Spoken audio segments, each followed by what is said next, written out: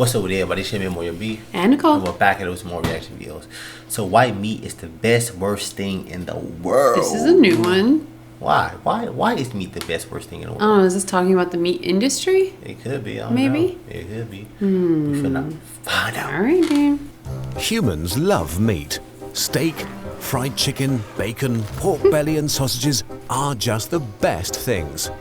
Eating meat has become so trivial that many people don't consider something a proper meal if there's no animal involved. Yeah. Which is pretty amazing, since only a few decades ago, meat was a luxury product. Today, you can get a cheeseburger for $1. Paradoxically, meat is pretty much the most inefficient way of feeding humans.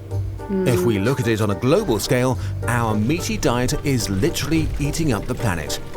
Why is that? Yeah. And what can we do about it without giving up steak?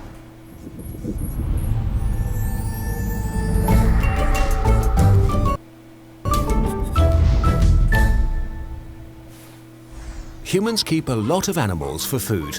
Currently, about 23 billion chickens, 1.5 billion cattle, and roughly 1 billion pigs and sheep. That's a lot of mouths to feed, so we've transformed Earth into a giant feeding ground. 83% of its farmland is used for livestock, for example as pasture, and to farm fodder crops like corn and soy. That's 26% of Earth's total land area. If we include the water we need for these plants, meat and dairy production accounts for 27% of global fresh water consumption. Unfortunately, meat production is like a black hole for resources. Since animals are living things, most of their food is used to keep them alive while they grow their tasty parts. Only a fraction of the nutrients from fodder crops end up in the meat we buy in the end. Cows, for example, convert only about 4% of the proteins and 3% of the calories of the plants we feed to them into beef. More than 97% of the calories are lost to us. To create 1 kilogram of steak, a cow needs to eat up to 25 kilos of grain and uses up to 15,000 liters of water. Animal products are guzzling up tons of food, but they only make up 18% of the calories humans eat. According to projections, we could nourish an additional 3.5 billion people if we just ate the stuff we feed to animals. To make our favorite food group even more unsustainable, about 15% of all greenhouse gas emissions caused by humans are created by the meat industry, as much as by all ships, planes, trucks and cars combined. And there's another aspect to meat. It comes from actual living beings. Pigs, cattle and chicken are not the ones writing the history books, but if they were, humans would appear as rampant genocidal maniacs that thrive on suffering. That is true. Globally, we kill about 200 million animals every day. About 74 billion a year. This means that every 1.5 years, we kill more animals than people have lived in the entire 200,000-year history of humanity. One could argue that we're doing them a favor. After all, they wouldn't exist without us. We might eat them in the end, but we also provide food and shelter and the gift of existence to them. Unfortunately, we're not very nice gods. A lot of our meat comes from factory farms, huge industrial systems that house thousands of animals. Engineered to be as efficient as possible, they have little regard for things like quality of life. Most pigs are raised in gigantic windowless sheds and never get to see the sun. Sows are kept in pens too small to turn around, where they give birth to 1 litter of piglets after another until it's their turn to be turned into bacon. Dairy cows are forced to breed continually to ensure their milk supply, but are separated from their calves hours after birth. To fatten up beef cattle for slaughter, they're put in feedlots, confined pens where they can't roam, and put on weight more quickly. To make it possible to keep them so tightly together without dying of diseases, the majority of antibiotics we use are for livestock, up to 80% in the US, which helps in the short term, but also fuels antibiotic resistances. But the ones that may have got the worst deal are chickens. In factory farms, they're kept in such vast numbers and so close to each other that they can't form the social structures they have in nature, so they start attacking each other. To stop that, we cut their beaks and claws. Male chickens are deemed worthless since they can't lay eggs and are not suitable for meat production. So within minutes after birth, they're usually gassed and shredded in grinders. Several 100 million baby chickens are killed this way each year. Even if you had a personal score to settle with chickens, how we treat them is beyond broken. Sorry guys. Lower this down because I keep tripping. So, better buy organic meat, where animals are treated nicely, right? Organic farming regulations are designed to grant animals a minimum of comfort. The problem is that organic is an elastic term. Yeah. According to EU regulations, an organic hen still might share 1 square metre of space with 5 others. That's a long way off from happy farmyard chickens. Farms that sincerely do their best do exist, of course. But meat is still a business. An organic label is a way to charge more money, and countless scandals have revealed producers looking for ways to cheat the system. And while organic meat might be less cruel, it needs even more resources than conventional meat production. So buying organic is still preferable, but does not grant you moral absolution.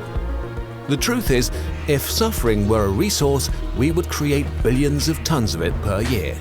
The way we treat animals will probably be one of the things future generations will look down on in disgust.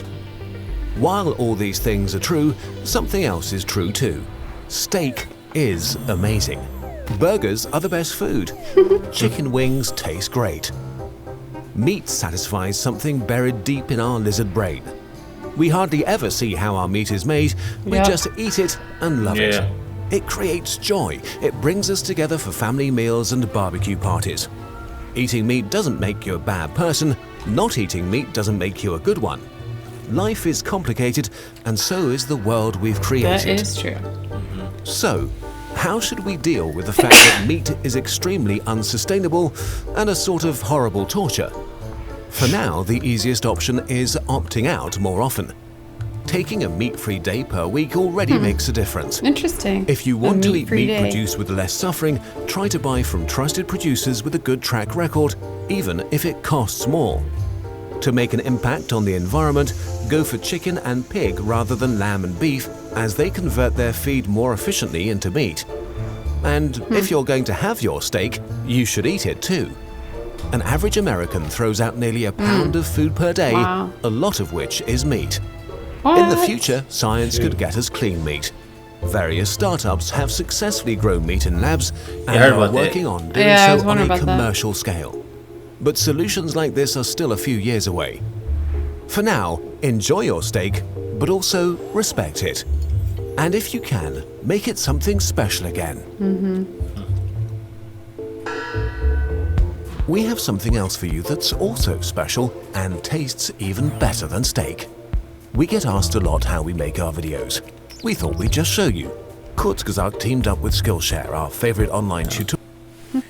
Yeah, definitely pretty interesting, man. I mean, I know they do a lot of like stuff like they have chickens are really like caged together and stuff they do with cows. It's just kind of crazy, man, and like horrible conditions they put these animals to. The meat industry is definitely not humane. And then Yeah, on it's top of not. that, as he touched on it, is so heavy on resources. Yeah. And we produce that produces more of the, gas emissions and CO2 emissions than any of your cars or vehicles or planes. I mean, that's insane when you think about it. Well, I mean, and one of the things I did hear about that they was like doing like lab testing with like meat. I guess it's like they take the DNA of an animal or something like that and they make like meat from it.